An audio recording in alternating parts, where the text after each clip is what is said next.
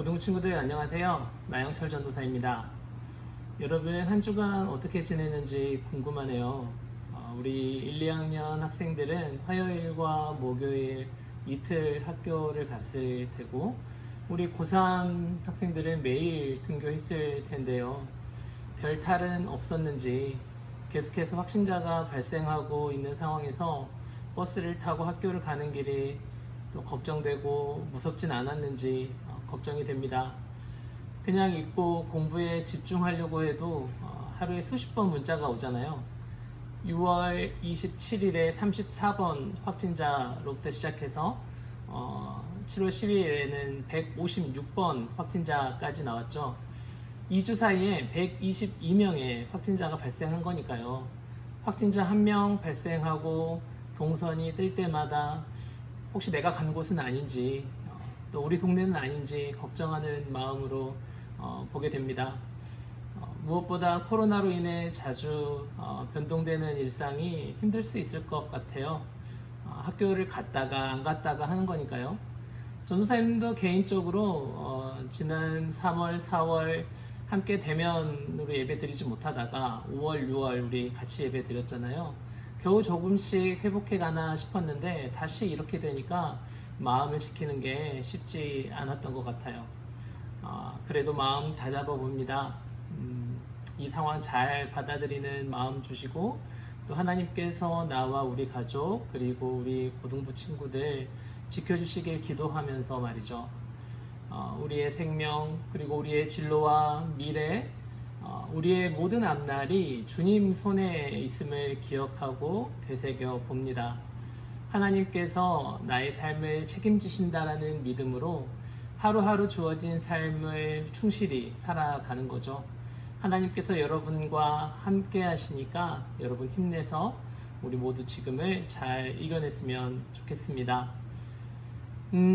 그리고 여러분에게 아쉽고 또 중요한 소식 한 가지 전하려고요.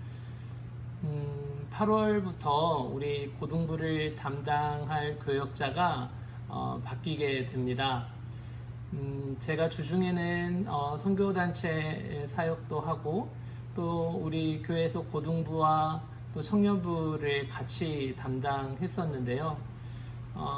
여러 가지 사역이 많다 보니까 여러모로 여러분들에게 최선을 다하지 못하는 것 같아서 늘 미안한 마음이었거든요. 그래서 교회 차원에서 우리 고등부만을 담당해 줄 교역자를 따로 세워 주셨습니다. 우리 교회 오래 계셨던 양민호 전도사님인데요. 제 개인적으로 무척 아쉬운 마음 또 여러분에게 너무 미안한 마음입니다. 그래도 우리 고등부 공동체 생각하면 더 좋은 일이겠다 생각이 돼요. 그리고 또 제가 다른 교회 가는 게 아니고 계속 교회 안에서 얼굴 볼 수 있는 거니까 너무 또 아쉬워하지 않았으면 좋겠고요. 청년부는 계속 제가 담당하거든요.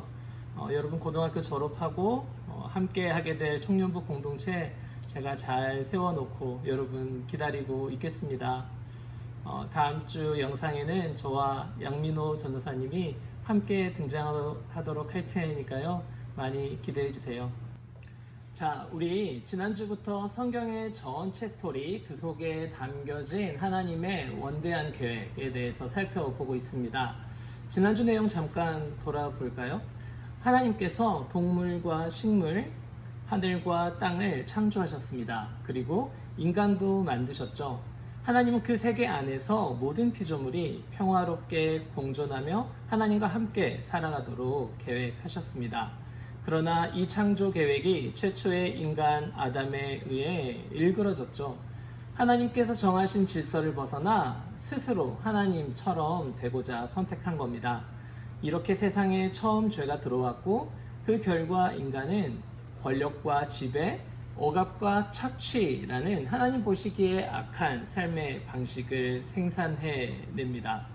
그래서 홍수로 하나님께서 심판하셨지만 이후에도 인간은 바벨탑을 짓게 되죠. 권력의 집중, 그리고 지배와 억압의 확대를 추구하는 제국적 삶의 방식을 형성해 갑니다. 이런 상황에서 하나님은 아브라함이라는 한 사람 그리고 그의 가족을 선택하시죠. 하나님은 그를 통해 한 민족, 한 국가를 이루게 하셔서 인간의 타락의 결과로 형성한 제국의 문명에 대비되는 대안적 문명을 만들고자 하셨습니다. 그 나라, 그 민족을 통해 인류 전체를 향한 하나님의 뜻과 구원의 계획을 보여주고 싶으셨죠. 애굽의 노예로 있던 이스라엘 민족을 해방시킨 출애굽 사건도 그런 맥락에서 바라볼 수 있고요. 그리고 율법을 통해 하나님의 성품과 뜻에 기초한 국가를 이루도록 요구하셨는데요. 50년마다 토지를 재분배하는, 그래서 소수 특권층에게 권력과 부가 집중되는 것을 막아주는 희년법도 이런 대안적이고 대조적인 맥락에서 이해할 수 있습니다. 하나님은 이런 공의로운 율법 위에 한 나라를 세우셔서 세상의 여러 민족과 나라의 모범을 보이도록 하셨고요. 온 인류를 하나님께로 이끌 수 있는 매력적인 모델로서 한 국가 이스라엘을 선택하시고 계획하셨습니다. 여기까지가 지난주 나눴던 이야기이고요. 바로 이어서 나눠볼까요? 그러나 이스라엘은 하나님의 율법에 기초한 사회를 형성하는데 실패했습니다. 왜냐하면 하나님이 율법을 통해 제시하신 통치 방식을 거부하고 우상숭배에 빠졌기 때문이죠. 아담이 하나님 정하신 질서를 거부한 것과 똑같은 실패, 똑같은 죄입니다. 이스라엘은 하나님의 율법이 제시하는 삶의 실현 가능성보다 강한 군사력을 기초로 하는 주변 제국들의 질서를 본받으려고 했죠. 이 이야기가 사무엘상 8장에 나오는 백성이 사무엘에게 왕을 요구하는 장면입니다.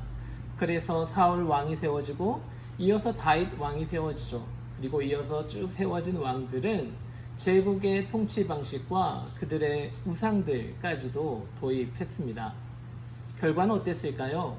하나님은 이스라엘이 선망했던 제국들을 이스라엘을 심판하는 도구로 삼으셨습니다. 이스라엘은 그토록 닮고 싶었던 그 제국들로부터 오히려 정복되고 지배되도록 하나님은 하신 것이죠. 그렇게 하나님은 백성은 바벨론 제국의 포로가 되게 하시고 제국의 문명 속에 살며 그 억압적 통치를 경험하게 하셨습니다. 이 이야기가 포로기 선지서에 기록되어 있는 내용이죠. 그럼 하나님은 이스라엘을 통해 하나님의 계획을 영영 포기하신 것일까요? 아닙니다. 하나님은 제국의 포로가 된 하나님의 백성과 여전히 동행하셨습니다. 그들을 통해 하나님의 계획을 새로운 방식으로 성취해 나가십니다. 하나님은 페르시아라는 새로운 제국을 일으키셔서 하나님의 백성을 압제했던 바벨론 제국을 심판하시고 이스라엘 백성을 해방하시죠. 이스라엘은 바벨론 포로 경험을 통해 여호와 하나님이 한 시대의 제국을 세우기도 하고 무너뜨리기도 하시는 주권자이심을 보게 됩니다. 하나님께서 온 세상의 창조주이심을 새롭게 알게 된 것이죠. 그러면서 아브라함에게 주셨던 약속, 온 세상의 복이 될 거라는 그 약속을 더욱 선명하게 바라보도록 하셨습니다. 그리고 이스라엘은 하나님의 통치를 결정적으로 가져올 약속된 메시아를 기다렸죠. 여기까지가 구약의 이야기입니다. 바벨론, 페르시아, 이어서 신약시대에는 로마가 세계를 지배했죠. 로마 제국이 절정의 번영을 자랑하던 주전 1세기에 하나님의 약속된 메시아 예수님을 하나님께서는 이 땅에 보내셨습니다. 예수님은 하나님 나라의 복음을 선포하셨죠. 예수님 자신을 통해 하나님이 약속하셨던 그 나라가 도래했다는 겁니다. 그러니 회개하고 그 나라를 받아들이는 자들은 지금부터 즉시 그 나라에 들어갈 수 있다는 선언입니다. 예수님은 자신의 세례와 삶과 말씀과 사역을 통해 그 도래한 하나님 나라를 증거하셨죠. 예수님은 단순한 증인에 그치는 것이 아니라 그 하나님 나라를 가져오신 분이고 그 나라의 주인공이며 그 나라의 왕이고 주인이셨습니다. 당시 세계를 지배하던 왕은, 주인은 바로 로마의 황제였죠.